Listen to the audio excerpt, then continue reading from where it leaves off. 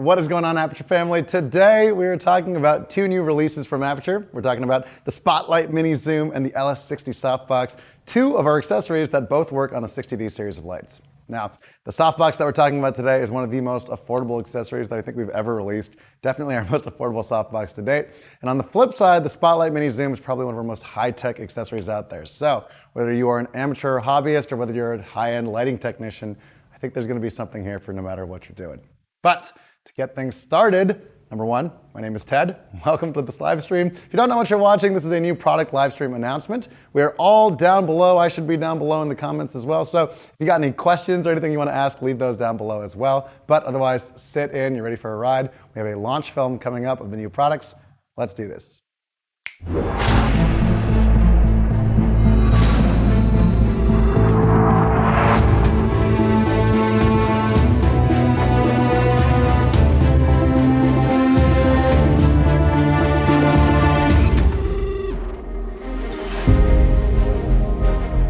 When we designed the 60D and 60X, we had one goal: to make them the most versatile lights ever.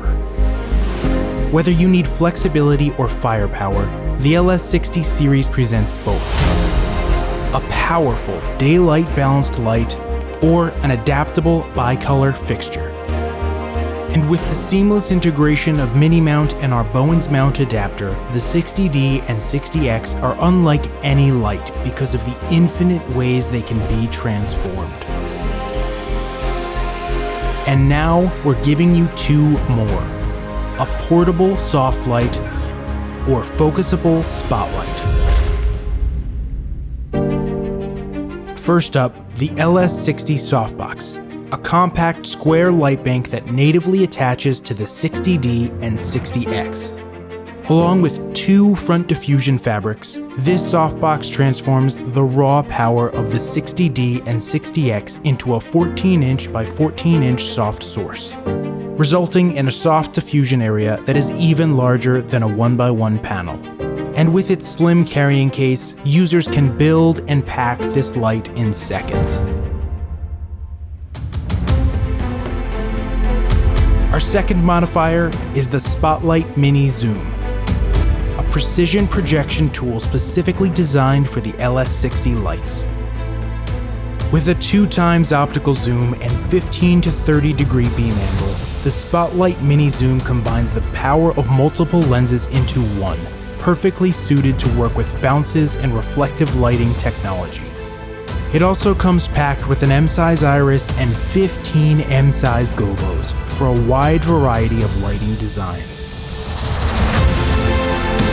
This is the LS60 Softbox and Spotlight Mini Zoom, two new modifiers that bring lighting control and modularity to the fixtures that you already know, and one more way for creatives to see their vision come to life.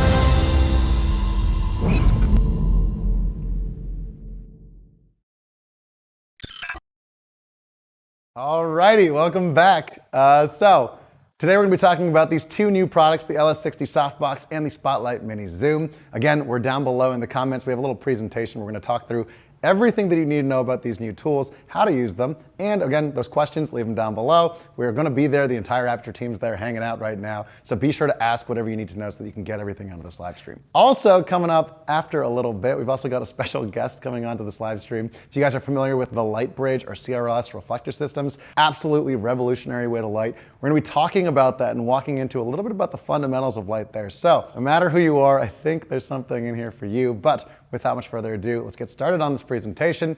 LS60 Softbox, let's do this. Before we jump in, I want to talk about what products do these two accessories actually work with.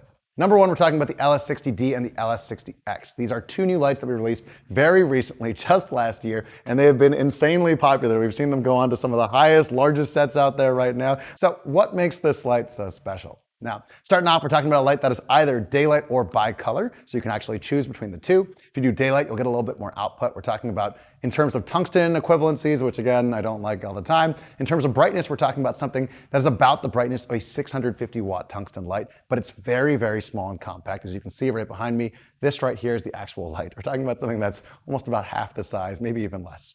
Now, if we're talking about the LS60X in terms of brightness, you can see we have these lux readings over here. Again, if you are into lux, you can see the scientific measurements right there with the actual distance and measurement. But if you are more someone that feels out your lighting and you understand other traditional tools, the LS60X is going to be about the brightness of a 300-watt tungsten light. Now, starting off, we're talking about control. If you want to control the brightness on the 60D or 60X, we do have onboard controls where you can actually go in, dial in the actual beam angle that you want on the back, or dial in the actual brightness that you want. You can do these onboard controls on the light fixture itself, or you can pull it out and with a click of a button.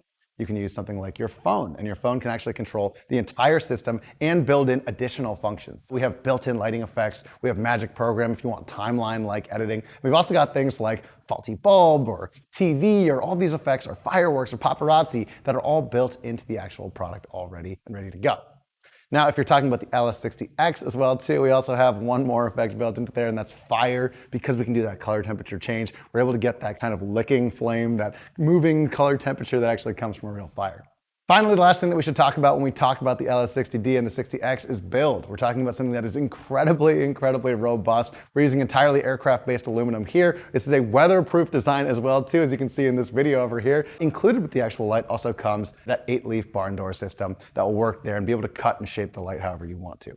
The last two things to mention here when it comes to the 60D and 60X is that yes, this does have a V-mount quick release system. You can see on the side of the light, it actually has it built into the actual light. So you can actually mount on this V-mount, not only a battery, you can actually also plug in the light via wall power and actual DC plug-in. So over here, yes, it does have a baby pin receiver. Seems like a small thing, but again, if you want to be able to mount this onto C-stands or things like that, the yoke is entirely built and designed to be robust and actually be able to hold up on everything as well. That is pretty much everything you need to know about the 60D and the 60X, but of course, that's not what we're talking about today. We're talking about the accessories that go onto it. But in case you are wondering, yes, this is the light that we're talking about. The light is super exciting, just released, and again, a very new fixture to begin with. As mentioned, the Spotlight Mini Zoom and the LS60 Softbox. I'm going to start today with the LS60 Softbox because I think it's the most affordable one. And again, for people that are looking for something that's fast and quick, I think this really applies to a very, very large market of people. Now, when we talk about the LS60 Softbox, I've got one just over here on the left. This over here is the LS60 Softbox. It attaches directly onto mini mount, so I don't even need to use that Bones mount ring. Now, what actually makes this softbox different than a lot of the softboxes that Aputure already has is that number one, all the softboxes that we've designed up until this point have been Bones mount softboxes, meaning again, the Light Dome Mini, the Light Dome SE, the Light Dome 2, the softboxes that you've probably seen or that you've used yourself 100 times, those are great and those are still compatible with the 60D and 60X because again, you've got a mini mount to Bones mount adapter. The main difference again though, this is native. You don't have to worry about the adapter. It snaps on immediately and it's actually optimized too for the size and the punch of the 60D and 60X. So, number one thing it's going to do is it's going to take that punchy light that comes out of the 60D and 60X, it's going to soften it, and it's going to turn it into what could be a beautiful key light or a beautiful fill light, or something that, again, that softens that quality and makes it just a little bit different. Now, it is designed, again, for a very fast-paced and compact style of lighting, and that's really the other thing that I like about the 60D and 60X softbox. So, talking about that over here, just how soft is it and just how portable is it? We designed it at a 14 by 14 inch design, which yes means that's going to be a little bit softer than a 1x1 soft panel, which you can check my math on that if you'd like. But the idea for this and the real design for this is that we wanted to be able to make sure that this could actually compete with a lot of those traditional 1x1 panels. So the pro things is that they're traditionally going to be pretty punchy, but they are also built into that same quality of light. So especially if you're talking about a soft light, a panel light, you can't harden that soft light. It's always going to be that way. In this scenario though, we're starting with a hard light, which means that yes, the 60D and 60X can be your hard light when you need it to be, but you can also attach on a soft modifier and get the exact same kind of quality of light that comes from a 1x1 panel. And in addition, as opposed to a lot of the panels out there, which are very bulky and have these large backs and the battery plates that go onto them, again, the 60D and 60X is designed for compact portability, which means that yes, the entire softbox actually packs into this. And this is about the same size as when it's entirely full with the softbox into it as well too. And again, yes, the idea for this was when you're shooting ENG, when you're shooting run and gun, when you're shooting content creator stuff, or when you're shooting documentaries, or if you just need a quick little light to go on the run and gun, this is something that again is going to be able to pack tight, fit into a 3-light kit if you have 3 60Ds or 60Xs. And again, if you want to pack this thing, you won't actually notice the weight. Moving on from here, next up we have the actual diffusion of the softbox itself. As you can see here on the front, there are two different front diffusion options, something just like the Light Dome and the Light Dome SE. Again, we have a 1.5 and a 2.5 stop diffusion. Now the 1.5 stop diffusion is going to be able to maximize output, and it's not going to be quite as soft. But if you want that super creamy soft light that's like magic cloth-like, then you can actually choose the 2.5 stop diffusion, and that's available as well. And then of course on the front we have a fabric light control grid. It's entirely built in, baked in. It is included with the kit because I don't know how you could have a softbox without actually having a grid, but we're making sure that you have everything that you need to go right away. Let's talk real quick about the build of the actual light. Now, on the actual light here, we've got on the back here, we've got a simple 4-rod assembly here. So again, unlike a lot of these parabolic softboxes, we designed this one to be fast, to be quick. 4 rods packs flat, and then 4 rods builds the entire thing up as well too. On the back here, we got the mini mount speed ring. Again, native attachment to mini mount from the 60D and 60X. You don't need a Bowens mount step ring, but that also means that this softbox is just designed for the 60D and 60X. Now, following it from there too, on the bottom here, you can see the actual sizes of how this actually works. We're talking about a depth 30 centimeters, and then of course an actual diffusion area of about 14 inches by 14 inches, or for our non-imperial folks, which again, metric is the better way to do things, we're talking about 35 centimeters by 35 centimeters. All right, so that's everything you need to know about the 60D and 60X softbox. I want to talk real quick about our second accessory coming up, and that is the Spotlight Mini Zoom. Now, you've seen this in the commercial already. We've talked about it a little bit as well too, but let's break into what makes this accessory so unique and why we're so excited to be releasing it right now. Starting off, what does it do? Now, what it's going to do is it's going to work in the same way that a traditional Spotlight works, or traditional Lico or Source 4, something like that, maybe a dado light. Now, what this means is that on the front, we say it's called a Spotlight Mini Zoom. Mini meaning that it works for the 60D and the 60X. It is a native mini mount attachment, just like the softbox that we were talking about. And what this is going to do is this is going to work as a projection lens. It's going to project the light, project the beam angle, parallel out those lines. And what you're going to get is you're going to get a 15 variable, because again, it's called the mini zoom because it can zoom in and out. You can get a variable beam angle of 15 degrees to 30 degrees as far as the actual beam angle goes. Yes, meaning that you do have a 2x optical zoom. That is really exciting. For people that don't understand how important that is, for a lot of you guys out there, you're traditionally using, again, a regular Spotlight mount. If you have to do that, you're actually changing out the lenses on a Lico or something like that. And if you want to move it in or make it bigger or smaller, that means that you have to actually move the entire fixture itself, which is not always possible when you're trying to rig it in ways like this. So this will give you the same way that you need dimming control, or the same way that you need color temperature control. This is variable beam angle control coming out of this single fixture.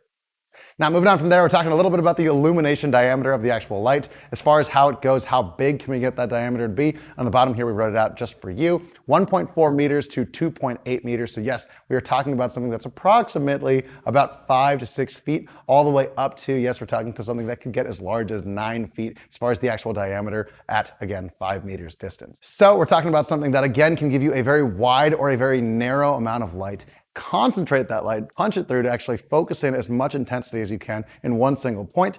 And then moving on from there as well too, we're talking about a beam and a spread that is entirely homogeneous across the board. We're talking about no hot spots, no light leaks, nothing like that, which is very important. And that's something that we're going to talk about with the CRLS guys in just a little bit. But before we get there, let's talk real quick about projection mounts. We're talking about projecting images or textures or creative designs. So just to make everything easy, and because again, we want you guys to be able to use this and not have to worry about the nits and pieces and what works with what, we include 15 of those gobos right off the bat. We're talking about things like a branch design, a silhouette window design, different textures, brick walls, and of course an Aputure A, as you can see there. And as you saw in the commercial, in that opening shot, when you shoot those designs through haze or some volumetric lighting, you will see actual bars of light. So if it's speckled out, if it's just a bunch of dots, those dots will actually turn into poles of light, rays of light that actually shaft through and make kind of a very beautiful, stunning image. So you got to just play with it yourself, and I think you guys are going to find all kinds of amazing creative options that move on from there. Now, we talked a bit about gobos, we talked about zooming in, zooming out. Let's break into the build.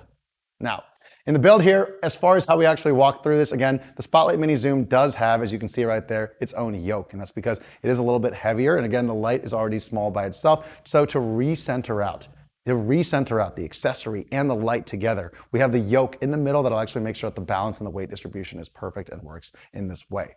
Now on the front here, we've actually got the precision optics here. Again, we actually design our own glass as well too. And what we were able to do by actually designing our own optics here is, one, we can make sure that we actually have chromatic aberration-free designs here in the actual lighting projection that comes out.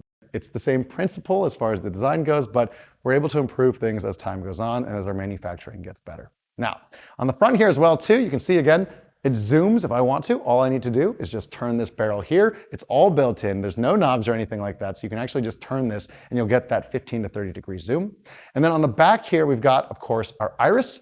And we've also got a gobo holder as well as our 4-leaf design here. So as you can see, I can actually go and adjust these. If I want to drop in patterns like stars or shapes or branches and stuff like that, that'll snap in there. And then finally, if the zoom isn't giving you a tight enough beam, you can actually drop in an iris. Again, we manufacture irises as well too. You will see a full control of being able to choose just how big you want that light to be. That is everything about the Spotlight Mini Zoom. We talked about the 60D and the 60X. Again, 2 new accessories that are coming out, but I think the question that we get the most often, if any question, is pricing and availability. So here is the pricing and the availability of the 60D and the 60X, Spotlight and Softbox. We are talking about $59 for the Softbox design here, and we're talking about $499 for the Spotlight Mini Zoom. We are incredibly excited to be releasing these because, again, for the 60D and the 60X Softbox, we want it to be affordable. We want it to be something that a lot of our creators, a lot of our hobbyists, a lot of our run and gun documentarians can use and abuse, because I know the paces that these accessories get pushed through.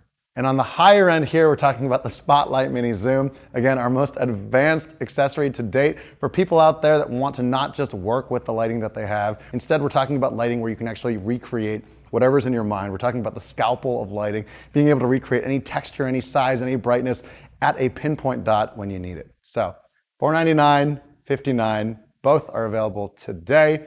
And this is something, again, that we're really excited about. So we hope you guys are excited about this as well too. We are not done yet. I want to talk real quick. First, we have a couple of questions that we got from our users. Again, we teased the release before. You guys posted your questions online. If you're not a part of the Facebook Aputure user group, make sure you're a part of that as well. Join there. We talk about designing new gear there all the time. Likewise, we've also got a guest coming on just a little bit as well too. We're going to be talking to Jakob Ballinger. So if you still don't really understand what the Spotlight Mini Zoom does, or if you want to see another advanced level of lighting and just see just how good the Spotlight Mini Zoom can actually control light and work within reflector systems, we're going to talk about a brand new way of lighting coming up in just a little bit as well too. But first, before we do that, let's do questions. Does the LS60 Softbox have a quick release plate? No, it does not have those rods. Those are quick release rods. And the reason why we didn't do that is because, again, for you run and gun guys, for the transport people, we got to make sure that it packs entirely flat. For it to pack entirely flat, we can't have that ring, we can't have that build in there. So you do have to plug in each rod, but you don't have to plug in 16 rods, you just plug in 4. So I think there's a little bit of a compromise there for sure. Are there any issues with actually hanging the Spotlight Mini Zoom off of the back of a 60D or 60X? And the answer for that is absolutely not. We did plan for that. Again, we include the yoke system here. We ask and we suggest that you should use your actual light and mount it in this way. For stage people in particular, when you're hanging these lights in the air, you need them to be undersling. You want the light face up so that the gobos and things like that don't fall out, but you also want the yoke to flip up on the side here, which again is another one of the reasons why, if you look at the actual design of the Spotlight Mini Zoom, we do have this yoke here. If I unrig the light, I can actually flip the yoke upside down, put the mount on, and all of a sudden, bada bing, bada boom, we're all back in business again. Alrighty, so I know we got 3 questions in there. I know there's more questions as well too. So if you have more questions, go into the comments down below. We'll answer those there as well. Again, I should be there. The entire Aputure team should be there. So we are all ready to hear those questions and we can answer them as fast as we can. But I don't want to wait any longer because, again, we do have a guest on this stream, a lighting expert that we're talking about. We're talking to a gaffer, a lighting technician that is going to be walking us through reflector systems, which is one of the perfect ways, again, to use the Spotlight Mini Zoom. Again, the 60D and 60X, their main thing, as we said in the commercial and as we said in the launch film, is versatility. We're talking about a light that, again, can be your punchy light, it can be your spotted light, it can be your flooded light, it can be your hard source, it can be your soft source with the Softbox down here, it can be your projection lens source, and as we're going to talk about here in just a little bit, it can also work with any reflector system like bounce lighting system. So let's do this. Let's talk real quick to the CRLS guys.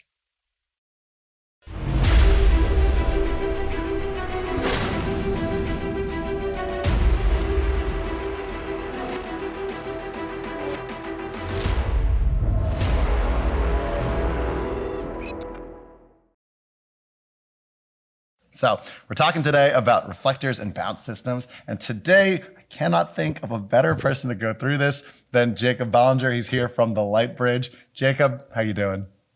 Hey, thanks for having me. It's good to see you. Absolutely. It's been a minute. It's been since Christmas, right? I know. It's crazy. This entire year was weird, though. So we'll get past that. But summer's here, so all's good. Yeah, absolutely. So I have been seeing these reflectors everywhere online. And I think from the last conversation that we had, we talked a little bit about how it works. But for the new people that don't understand, what is CRLS and how does it work? The whole thing started out that the cinematographer worked a lot with Christian Berger. He came from documentary, right? So when he started coming from documentary into feature film, didn't have any education in that. So him, it was just a natural progression of how the job was going. And when he just first started out doing feature films, it was like all the lights coming on and all the professionals saying, this is the way stuff has to be. And he was looking at it and saying, look, this is not the quality I know when I do my documentary work, plus all the sets cluttered with stuff, right? So he went on this mission to find out what is it actually that he was missing. Because you do it intuitively, right? Most of the times, creatives, they just do it. They're in the flow, they try to understand what's going on. So he was just kind of backtracking, seeing what did I like? What he found out for himself is that it's what the natural light does. It's if you follow the path of the natural light, if you're in the flow of the whole thing, right? That's where it actually really becomes beautiful for many reasons that we're gonna look into for sure. And so when he kind of found it out for himself, it was like, okay, I can't always have a sun. So I need to put up a light source, and putting it so far away doesn't give me any flexibility in any way. So what he decided to do was, well, if I use a reflector, I kind of imitate putting the light source far away. And he started playing around with that stuff after he won, the Academy Award for the White Ribbon. I mean, he's just a fantastic cinematographer.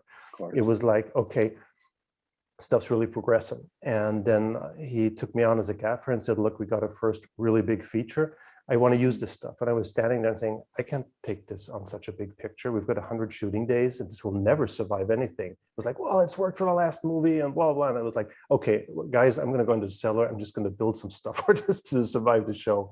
And for me, it was new, right? I didn't know anything about it. So when we started using it and starting testing it, I really said, okay, something's really different here. Because we're so used to, I'm being, as a classical trained gaffer, you set up your light, you don't like it, you set up a frame, you put the flags in front of it, right? And what Christian said was like, look at all the stuff standing there to make it look halfway decent. So what's wrong? And it was like, yeah, I mean, you're right. So I said, come on, take away the flags. Took away the flags. Say, look what's happening now. Now the light isn't shaped anymore. It's going all over the place. Why is that? Well, Christian, there's a frame here, right? He said, yeah, take the frame away. Okay, take the frame away. And said, well, look at this. It doesn't look nice at all. And I said, see, that's your problem. You set up a light source that is, in fact, not that what we wanted. I'm like, oh, okay. So we redirected over the reflector, got the diffusion levels we wanted to have, and the whole flow started to happen. Because what happens is, and that's one of the most complex things about it, if you let light flow and you don't put anything in its way, if it be flags, if it be frames, whatever it is, light falls on the floor, it bounces back off, it comes off the walls, it bounces back off. It's like with the sun, right? When we're shooting in a sunny location, we don't need any fill light. Why? Because the sun's doing all the fill light for you. It's bouncing off the floors, off the walls, doing everything for you. So if you try to go back to that idea to say, let's kind of make this light flow naturally throughout the room, this is going to start to happen again. And this is where I really picked on this. I said, okay, this is revolutionary. I completely understand. I completely empathize. It's, you look out there and you want to create the effect that you want to be able to create. And when it's not available out there, you try to ask other people to make it. At a certain point, you just have to do it yourself. And I love that philosophy. I love that mentality. So you said three things that I thought were really, really interesting that I just want to make sure people don't miss, because I think it's gold that you're saying.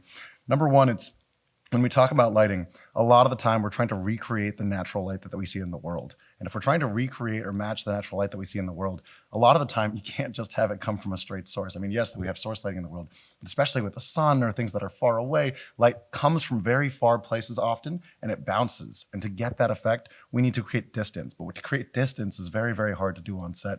This is a solution that can work in that way. Number two, we're talking about when we actually work on set too. I think one of the things that we talked about last time was the ability to be able to set up your lights. And instead of having to rig everything up in the sky, you can actually just rig a reflector so your light can stay on the ground or anywhere you want to put it. And you can actually bounce that light off there too. So it's an ease of use thing.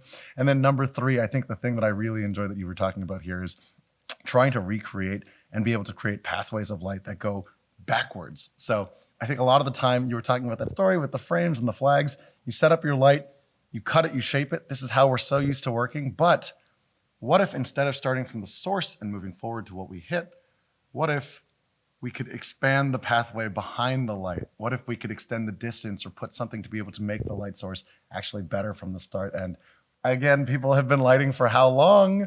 And this is the first time that we're talking about this. So maybe we're not going to say this about ourselves, but for you, Jakob, I want to say I think it's absolutely revolutionary. And it's amazing that we've reached this point that we can actually talk about lighting in this precise of a way. So Jakob, I know you have a video here that kind of walks through a little bit about the system. Is it okay if we jump to that and start playing it? Sure, let's do that, of course. Let's do it. Okay, so an overview of CRLS. Let's do this, everybody. Hi, Jakob from the Lightbridge. Welcome to our light lab. Today we're going to have a closer look at, now we're cooking with light. The CRLS cinema reflectors are a precise range of reflectors ranging from a real mirror all the way to super wide. And in between these steps, all these different reflectors are going to give you a different range of diffusion. But let's have a look at this with one laser beam, because that way you can really find out how precisely they're engineered. A laser beam representing one single beam of sunlight. We're going to use this laser beam to reflect it off the cinema reflectors to have a really precise look at how good these reflectors are actually engineered and manufactured. Okay, what we have here now is a diffusion 0 gray with the laser and the result here on the wall. Diffusion 0 is like a real mirror. This is our laser beam. So basically what you put into diffusion 0 gray is going to come back out again. There's one thing to point out, this horizontal line going all the way through. You will never see this when using a light source, but for us we use this to test the quality and the consistency of the reflective surface. So if it is a beautiful streak of light going through, we know that the quality of the reflector is really good. Okay, let's move on. Diffusion 1, color code black. You see the powers of the light source still here in the center. It's a hot spot here. It's really great for redirecting light. Plus you're gaining a little bit of a level of diffusion the way the light is spreading out. Diffusion 2, color code blue. You see how the spread is opening up on us? This is actually one of the first reflectors and surfaces that was engineered for the CRLS. Let's dive into this with the lights out. You really see a big spread of diffusion, but it's still staying in the center, so it still gives you a feeling of a punchy light source. Plus we see the feathering of the light going out to the side. That's really giving you the quality of the reflector, and you're really going to see this in the shadows. Diffusion 3, violet. You see how the spread is opening up on us. You got this small amount of hot spot here in the center, but basically diffusion 3 is all about the spread. See how beautifully it's going all over the walls already. This is really a great level of diffusion that you can add in when you're adding some fill light into a room. Just going to work perfectly. Diffusion 4 is super wide. The spread is already so insane from the diffusion. It's going from one side of the room all the way to the other one. And if you're wondering, with such a high level of diffusion, why the shadow is so hard, well, that's something to look forward to in the next video. One of our favorite videos that we've seen as far as explaining quality of light, because I think this goes beyond even just reflectors too, but let's talk a little bit about what we just saw in that video. So what we're talking about here today is the different grades and qualities of the mirrors that you have. And you describe it as diffusion, but it's controlling like the specularity of the light and the way by which that light is spread. So you can get a very hot spotted light if you want, a mirror just like that, or you can get a very wide light. The first question that I want to ask is, how does this differ from just a regular mirror system or regular reflectors that people are used to owning already? Yeah, it's really good you asking that, because I actually wanted to step back to that part as well. Is like, we've been using reflectors for a really long time, right? I mean, the Egyptians have been using reflectors. It's going that far. The thing is that we've seen with all these bounce boards or shiny boards, I don't know how you call them in the States, is that you don't get a precise level of diffusions. It's just a shiny surface, you know? Our grandmother's pot does some beautiful reflections too. So it does this whole thing there. But what the whole thing is, when you're going into precise lighting, and that's the reason I actually like the laser, because it actually really shows how much we care about the detail. So basically, we've got a real mirror. Nothing's going to replace that, because that's just high precision glass, whatever's happening there, that's done, right? But for the film industry, it's heavy, it can shatter. There's a lot of things going on why people came to us and said, look, Jakob, this is kind of, we don't want to really use a mirror if you don't really need it. Do you have something? It's incredibly dangerous. Yeah. It is. Yeah, it is. I've seen some scary stuff like that. And so it was like, sure, and it's too heavy too, right? So basically, just where we've gotten to with a level of engineering, we saw if we could pull it off, and actually we could. So we said, okay, let's make something like that. That's diffusion 0. It's color code gray. We did that because, you know, on the radios on set, you ask for, bring me a 25, blah, blah, blah. And then nobody knows exactly what are we talking about. So the color codes has really helped us to speed down the process, right? We're talking about 15 years of development on set for this stuff, right? And then from there, you move on to diffusion black. that was our initial first surface to say, let's use that to redirect light. It's already got a slight level of diffusion on it. You know, it's an interesting thing because when we talk about reflecting light, right? So when you, for example, look into a real mirror and you point a light source into it, it kind of feels like it's like if here's the mirror and here's the light source, it kind of looks like the mirror, the light source over here and the mirror's in the middle, right? Just like when you look at, same thing, like when you pull focus, right? You have an actor standing in front of the mirror, you have to go double distance to get there. Because it extends it. Yeah, absolutely. Yes. It's exactly the same thing. So basically, when you look into a diffusion 0, it's going to be like, okay, I see myself. And then when you look into diffusion 1, it's like this small haze in front. So it's actually still doing that double distancing, but at the same time, it's adding like a diffusion layer in there.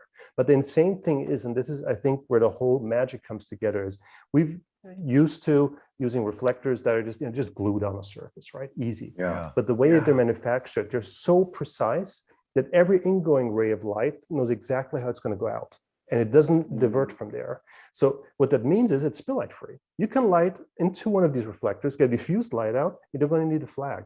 And all of a sudden, we're back to that, where we're talking about how the set's cluttered, and suddenly you can free it up because you don't need that gear because the problem was there. So that's with diffusion 1. With diffusion 2, it even gets more softer. You still can see your face a little bit. You have to go really close. And then diffusion 3 already really gives you a beautiful amount of spread. And then we got diffusion 4, which is already really close to a polyboard or to a normal white.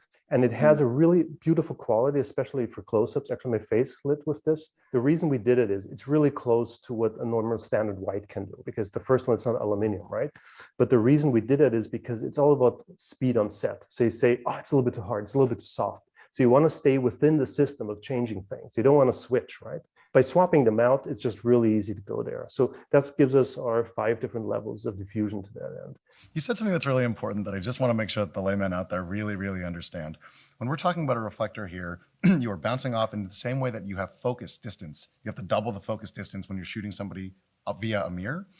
In the same way, you can almost think of lighting in the same way. You put your light, when you go through, it bounces, you double the distance here, it goes from here, but it's almost as if you put a light, double that distance, and then when you start adding these different diffusion grades, it's as if you're putting a diffusion directly in between your light and the source that you're hitting, depending on where you angle that. And that is amazing. We're talking about doing things in half the space, and then you have different grades of diffusion that you can build into there. And then again, 0 color shift, which again, if we're trying to work with bounces in the real world all the time, even bouncing off a white wall at home or bouncing on, your shiny reflector or something like that, you'll always get a little bit of kind of color imperfection there. So this is very, very precisely and scientifically made in that way. So there's 2 things I do want to say about this. One is when it gets to such a level of reduction, right? It's like reduced to the max we did. There is no frills about this. This reflector does 100% what it does. The thing is, if you understand how the reflectors work, you actually really understand how light works. And then every light source, everything you do, everything you need to do from there on, you've really understood how lighting works.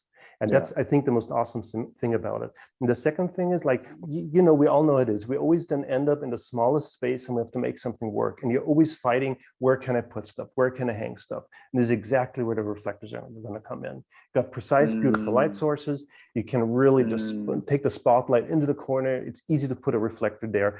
And suddenly, you virtually broken through the wall, because that light source isn't where the wall is. It's like, double distance on the other side. So all of a sudden, oh, this really feels like sunlight now. This really feels like day in here, although we're in this horrible little space. And it's always end up in spaces that aren't always that perfect. You can hang different diffusions essentially on the actual reflector itself that will diffuse the light and be able to change the quality of light. But it's not just about the diffusion that happens in lighting too. We know that it's not just a point source or something like that. There's softness of light and size of light. So I know we have a video about that as well too. You ready? Let's jump into this next one. We're talking a little bit about softness and size of light. Hi, Jakob from the Lightbridge. Welcome to our light lab. Let's look at what makes light soft. Louise is going to help us out on this one. So the setup we have here is a 60X, shining up on a 50 by 50 diffusion 4 reflector that's lighting my face and creating these very soft shadows in the back.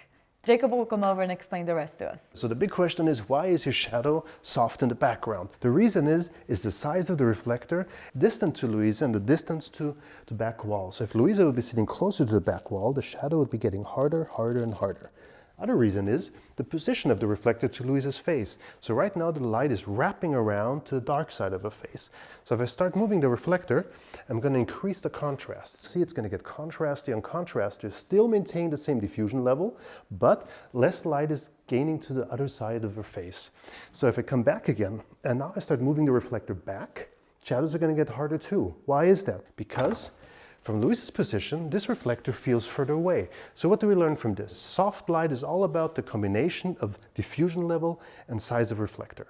We really hope you can use this knowledge on set. Is there something that you feel like people always miss when it comes to creating soft qualities of light and how softness is created in lighting that people talk to you about? That's a good question. I mean, it really depends. I think we're so used to saying, let's just create a big light source, bounce something in, it's going to be soft, and then we're going to take care about the rest, right? And then a lot of times it's often saying, well, let's do something big, and it's in the way you put it further back, and then it's often like, look, it's going to get hard again. You got to keep it close to keep that going. But at the same time, the closer it gets, the more sourcey it's going to feel, right?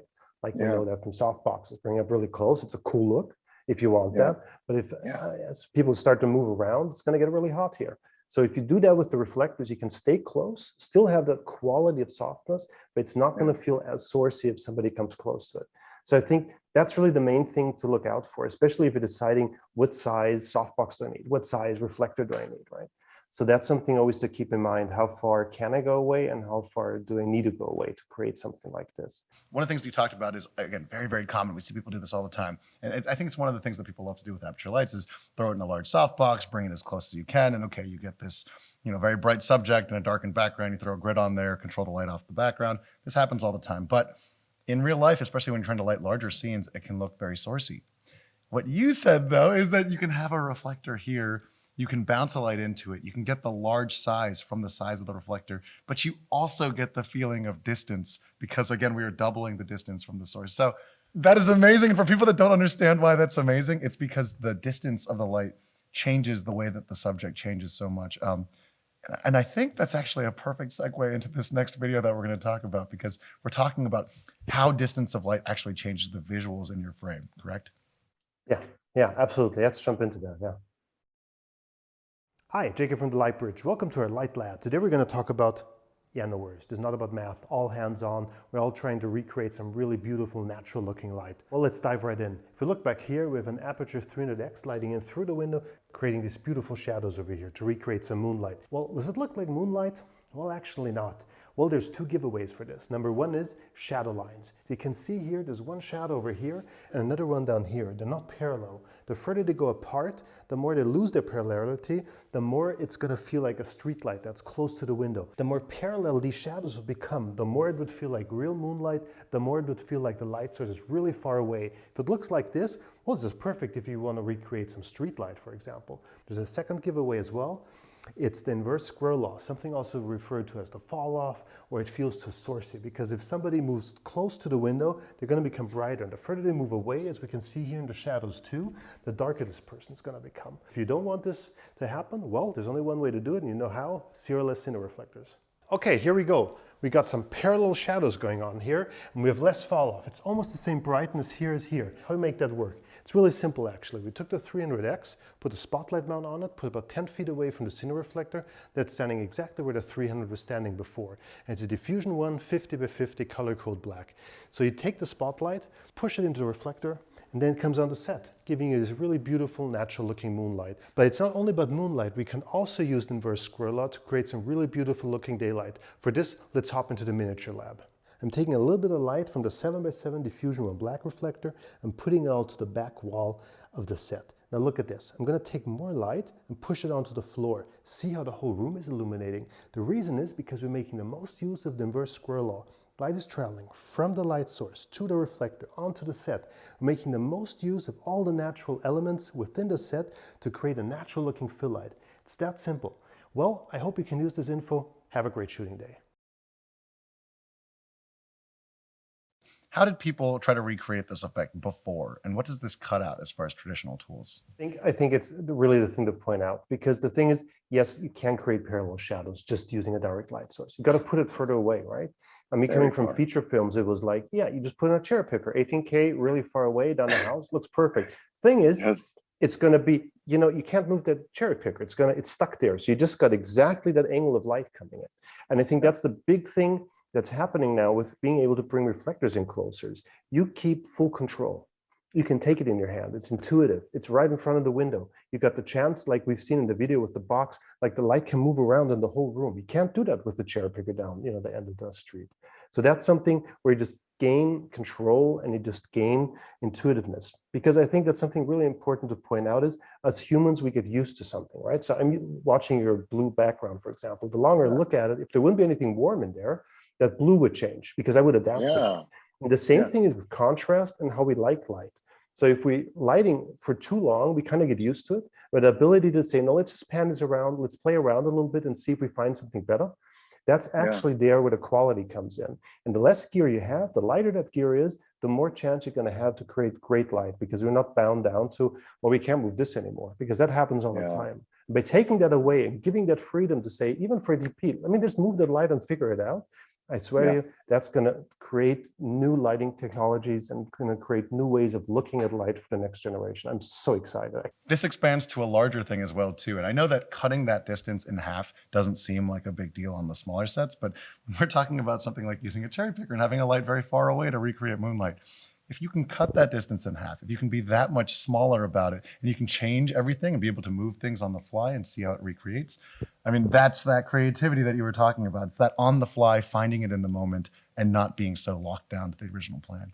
And it's also in small rooms, for example, the window behind you, because we were used to doing like putting Kino flows above the windows just to extend the light that's outside and inside. Because, we're looking at the window, oh, it's overexposed. I'm going to bring up the light level, right? So the thing is to say, if you bring in lights and you got to bounce them on the rooms, you're going to need a lot of light. But with the reflectors, you only have 3% light loss. So you can get so much power out of that. Right now with the 60s, I'm running maximum on 60% because you're getting so much light traveling around and it's going exactly where you need it to go. So that means less power, smaller lights, more, comfortability with deciding where you want to go. It's just a win-win for everybody out there. What Jacob's saying is that you can actually replace that light. If you wanted to, you could actually double the distance. You could get an even more distant looking light because the sun, again, is very far. So if you shoot a light from far away, bounce it off of a reflector, which is easier to rig in the first place, and then it comes off. We were talking about some really seriously very natural looking moonlight, very natural looking sunlight that is easy to be able to recreate and do. And it's that what we know as cinematic, because when we look at stuff, in the big movies, it just looks great. And it's all these little stuff that adds up because they can put light sources far away and they can take bigger units. But by able to using the reflectors, it just reduces it, right? I've seen it, with big guys using it right now. First question is, how big can you build the reflectors? What, I only need a 4x4? I don't believe that. And then, they're using the new George Clooney movie just wrapped. And it's like all of a sudden, no, it's just one reflector in front of each window. It's like the whole thing, you got to get used to it and got to go away. And also with wind, right? The smaller your stuff is, the less you got to get troubles having stuff standing outside. So there's just only advantages to smaller and lighter. Absolutely. Speaking of smaller and lighter, honestly, Jakob, one of the things that we thought about a lot when we were designing the 60D60X, we were thinking a lot about how do people need to use smaller lights these days? And actually, one of the requests that we were getting were for these reflector systems and how to bounce and things like that. I wish I had a light that, we showed an example of the 300X and the spotlight. But for some people, they want something even more portable, even smaller, because again, the lighter weight it is, the faster it is, the more creative you can be on the fly and in the spot. So I know we have a little video too, because there is a kind of a certain type of light or a certain way by which the light should at least come out. And again, you can use all kinds of lights for this system, but we did make sure, this was something that was really important to us, to make sure that this was a light that was optimized for that use. So today we're talking about the Spotlight Mini Zoom. And I have a video about the 60D60X as well too. Want to jump in? For sure, totally. Let's do it. Hi, Jakob from the Lightbridge. Welcome to our Light Lab. Today we're going to have a closer look at the 60X and put it to the CRLS test. So when it comes to an optical system in a light source, there's one thing I always look out for. It's the beam. I turn this on, see what happens? It's a really nice homogenic beam. There's no hot spot and there's no color fringing to the side. What's even cooler is if I start to flood the light source, something we want to do, for example, if we want to use a bigger reflector, we're not going to get a dark spot in the center and we're not going to get any color fringing on the side. So this is super important when using it with the cine reflectors. Let's go check it out. I'm using a 15 by 15 diffusion 3 violet reflector, slowly dipping it into the light source, and it's like magic. Suddenly more and more light's appearing. See, such an intuitive process of finding the intensity of your light. And I can move it around. So I've got control over diffused light in position and intensity at the same time. Everything on the tip of my fingers coming off the 60X. Well, I hope you enjoy the CRLS and the 60X on set. Have a great shooting day. Okay, so one of the things that I want to go over is we have this awesome reflector system. There's innovation happening in so many different parts of the lighting industry right now. But there's another thing where companies sort of need to work together to make sure that these compatibilities and that these technologies actually work together. So for you, in terms of reflector systems, what are you really looking for in a light to make sure that it works well with the system? Well, you know, I'm really big on quality, because at the end of the day, I can't put that out enough, is all this little stuff really adds up and everything does matter. And as soon as you start to say, well, this doesn't matter, I don't care about it, you're just going to fall down the line. And that's, you know, that's your creativity. That's, you have to go out there and sell yourself as a DP or whatever it is you're doing. So I think all this stuff that we look out for as manufacturers and as lighting people is of utmost importance. So for me, it was when I first had the 60 in my hand, it was like, somebody really was passionate about quality. When you have a company and you have a feeling of the why are they doing this, you don't necessarily know why they're putting so much passion in it, but you feel it, right? And that's something you feel in the quality of the light. So when you turn the thing on, the way you turn it, the way you put it together, it's like, I'm having a tool here in my hand I don't have to think about. Because, you know, just think about drawing something. You don't think about the pencil. It's a good quality pencil. It doesn't hurt your hands. It has to be the same thing for our products, right? So when I started doing that, and you could see it like taking the reflector in the hand and just panning it around, it's something I don't have to think about a reflector. I don't have to think about a light source. Both of them are so beautifully working together. I just can look at the light. And that's what's important, because that's where we need to look. We shouldn't look at gear. Gear has to be perfect and has to work, and it's got to be cool, of course. But then after that, we got to look at the result. Nobody else is going to see it, you know? You shoot a commercial, you do something that's going to be on the internet, nobody sees your gear. Everybody sees who shot this. And that's where it gets interesting, right? Yes. It's the feeling of someone really cares, and you can tell by the details, and you can tell by the things that you don't have to think about. I say this all the time to the lighting technicians that we talk to, but it's not our job to change the way you work. Our job is to make it easier to work. Our job is to make it so that you don't have to think about the technical aspect of lighting, so you can just feel it out in the way that you do, which is, I think, so built into the CRLS system. And you saying that, by the way, about the products is, I really appreciate that too. It's something that we definitely think about it as well too. And I must say, I really don't say this because the two of us are talking. I'm really excited about this. You don't have to. No, really. It's really important to me, because you don't always get gear in your hand where you have the feeling it just works and it does that thing for you that it needs to do. And you don't have to look at the knobs. You just put your hand down below, you'll figure it out within a second. And there's those little things that really add up to that instant. And, you know, we all know it from set. You get bad gear, everybody's messing around with the gear and nobody's concentrating on lighting. And then the actors feel it, the director feels it, and all of a sudden everybody's looking at, you know, the electrician's trying to figure something out. You never want to beat her. Yeah, I know what you mean. Yes. You don't want to go there. So anyway, okay, I did my thing. No, thank you for saying that. You did not need to say that either. By the way, we were talking about reflectors, but I do appreciate that. And you know, it does mean something to me too, because I know how many late nights and how much hard work has been going into, you know, you understand, you make products. It's so many late nights for things that people don't understand, and people work so hard to make this stuff right. So. And there's one thing, the reason why this is so important, I can really put it into a technical term too, is a reflector is a magnifier, right? So just take the 60X, it's got a diameter of, I don't know, 5-6 centimeters, whatever it is. Yeah. You put it away from the reflector. For the reflector, it's going to feel like this size, right? Now just think what this reflector is doing. By the time it reflects, it goes onto a wall. It's like a really wide spread. So it's like a massive magnifier. You see every problem that anything could have on that wall. And if that is like we've seen right now in the video, it's absolutely perfect all the line around. You're taking such a small source and you're magnifying it, looking at every detail into it. And if that's good, then you really know that you're in good hands. So that's the reason it's so important, because it's got color fringes. You're going to reflect those color fringes. It's going to take that. Suddenly you got rainbows on the wall. So you can't have any of that stuff. So that's the reason it's so important to look out at basically why you're using that light source. One of the things that we talk about, and one of the things that people have been seeing, is the spotlight mount. They've been talking about basically something that spotlights, something that projects actual light. So I know we have a video talking about why projection lenses in particular are so important with this system. Because I think a lot of people have been seeing this, and you can use this with regular lights. You don't have to always use it with a projection mount, but there's something that opens up in particular that's special when you do have that very parallel light coming out. So let's talk about that. Let's see this next video.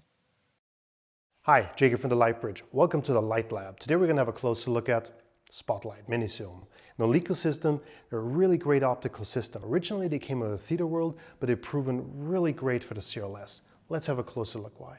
So first thing we want to do is we want to strike the light source, and we see we're going to hit the reflector right away, going to get a beautiful reflection off of this, but at the same time giving us a lot of spill light here on the wall, right? We don't want this, especially if you're shooting in a moody, dark scene. So that's the reason where a spotlight really comes in handy, because you got blades. With these blades, you can cut down your light to exactly your reflector, cutting off my spill light in no time.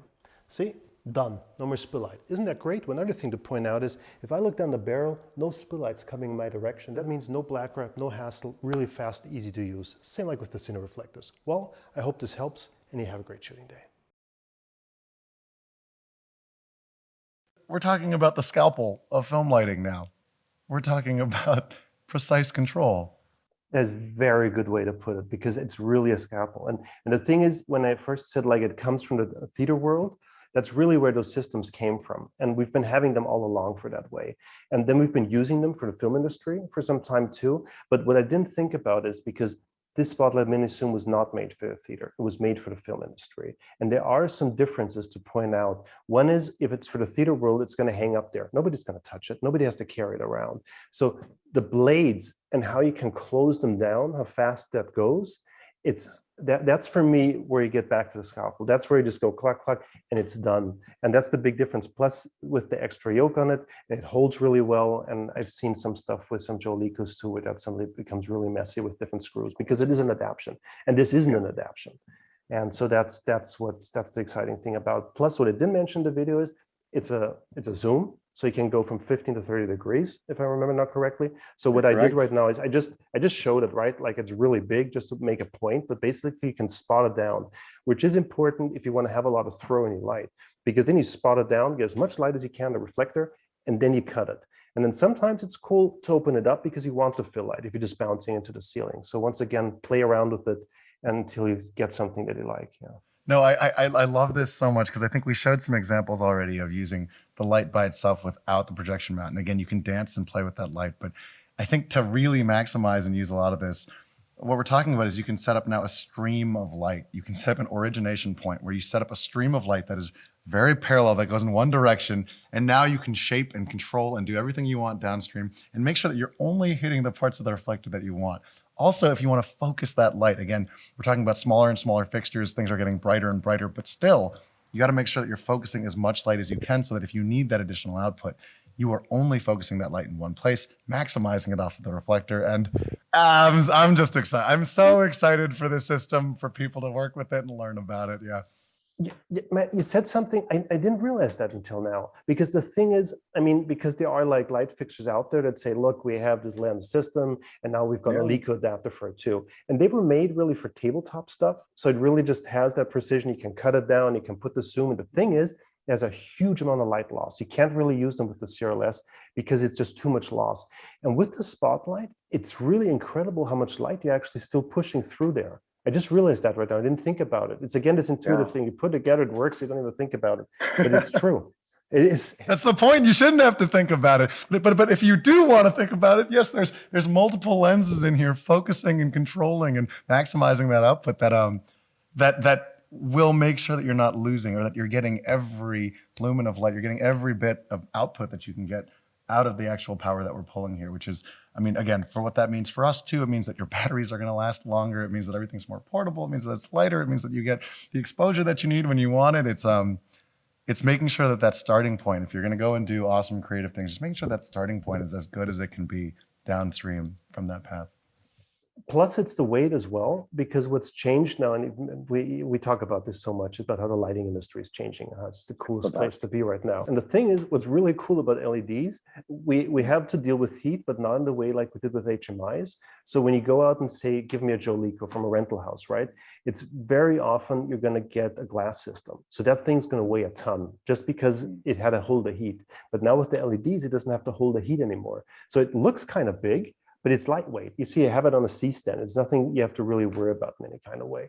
So that's also something really cool about that. This is the best industry to be in. This is the best part of the industry to be in. And I love talking to people like you, Jakob. I hope you guys are as excited as we are about this. I mean, we're talking about a system that, again, I think is really like a precise lighting tool that has not been available before. So if you guys want some more context about that, we actually have an upcoming episode as well, too.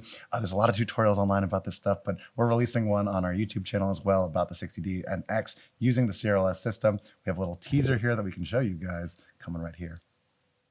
How's it going, guys? My name is Kevin. I am the DP and host of 4-Minute Film School. And my name's Robert McQueenie, and I'm the CLT on this shoot. We are on set of 4-Minute Film School currently, and we are so excited to be part of the launch of the brand new LS60 accessories in collaboration with CRLS Lightbridge. We are so stoked. We have a fantastic episode ahead of us. Here's a sneak peek. Check it out.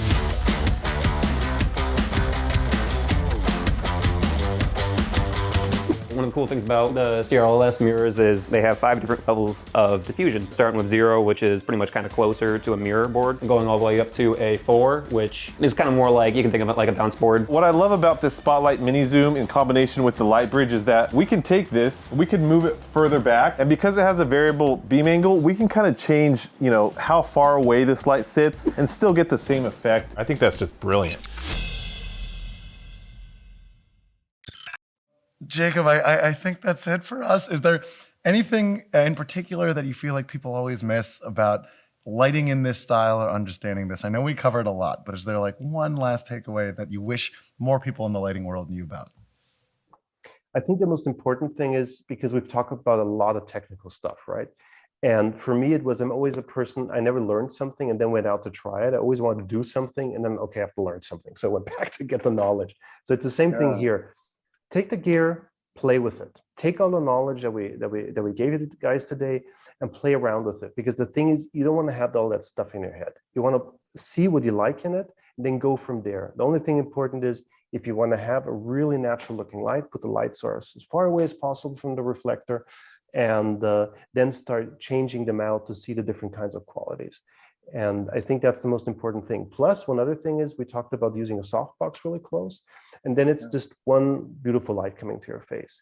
But you don't get the possibility to say, hey, what about I'm wearing something dark? Let's just add something here. You don't want to bring another light source. You got your light source down below, it's lighting up into reflect, then you add a smaller, harder one, and it gives you a completely different range of painting with light. And it's going to look more cinematic, and it's just going to bump up the production value massively. Wait, actually, I want to show this because, you showed this to me a little bit before, but can you show me the set that you're shooting in right now, actually?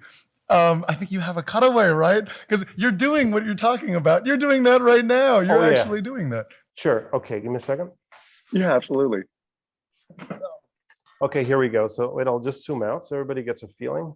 Oh my gosh. By the way, yes, here? I realize I'm putting you on the spot here to show us the setup. So Don't at all. this is the It's back fun. of the room. Okay, so basically, this is me from up top. We got the back wall. So what did I do, right? So I learned from a real small channel called Indie Mogul about doing backgrounds. I watched some videos today. I was like, oh, that's interesting. So I thought, okay, I'll do my take on that. So anyway, I took the window and I did a gradient in the background. And basically from there, I just said, okay, if the light source, my window's behind me, I kind of want to wrap it around. So that's what I basically did. I put here the 60D, and I just pointed on the floor because it's so bright. We talked about that earlier. It's not about how bright a light source anymore. It's just enough. So basically what I could do here was is I could just point it down, do a double reflection. So this light source is really traveling far by the time it hits me. And that's the reason you didn't have the feeling there was a light source here. It just felt really natural coming around. And that's the big difference as well if you're just doing interview stuff, right? And then just to take, for example, we had the practical back here, and this rim light here, it doesn't come from the practical. It actually comes from the reflector. And here's where we really see what the Spotlight mini zoom can do. Because see how insane it is? I'm really excited about this. It looks like this light is turned off. It doesn't even look like this light source is on. And it's at, even with the Spotlight mini zoom, I think I'm at 25%. Oh my gosh. Look where it's going. It's going across the room. Gosh. It's going down. It's cutting it. And it's giving me a beautiful rim because I can do it from the top. Yeah. The side of Jacob's face, you can see that orange glow right there. That is what you've been looking at this entire time. It's been a Spotlight mini zoom bouncing for 25. That's amazing. Real easy. And then just to finish it off, the key light from the front, I didn't do anything fancy like we just talked about to add additional reflectors. But basically what I did is here is a C100 diffusion 4 super wide. I just took a 300 and put it into there.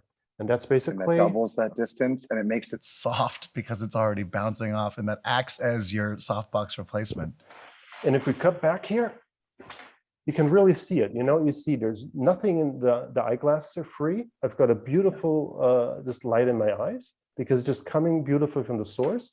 And then from the back, I'm already taking what I'm doing with the double reflection, 50 by 50 diffusion 3 violet, and then bouncing off a diffusion 2 from the bottom. And that's just helping out here a little bit. Plus here a little bit on the rim, you can see back here. Yeah, and that's that. Really easy and simple.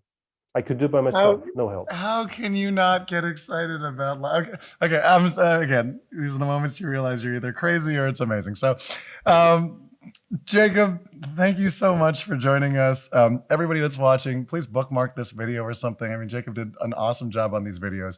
I hope you learned something about like kind of the fundamentals and a little bit of the foundation of light and how this system is so exciting. It's something that, again, you can't just make this stuff up. So, Jakob, if people want to learn more about CRLS, where can they find you guys as well too? Well, just go to Instagram, lightbridge.com. Everybody's starting to put all the stuff on there that they're shooting with. We're doing a relaunch of the www.lightbridge.com of the website.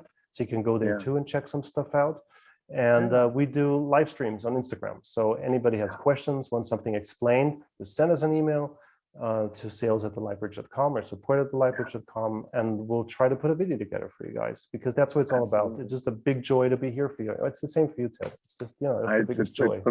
It's the best. So if you have any questions, again, don't hesitate to reach out. Here's a place that you can reach out to Jakob. We're here as always to let us know. Thank you so much for joining us. And in that case, I think we can close this one up. Jakob, thank you so much. We'll talk to you soon. It was a pleasure. Absolutely, as always. We could go on for many more hours. I get that sense for sure. We could. I feel it. I feel it for sure. Yeah. Okay.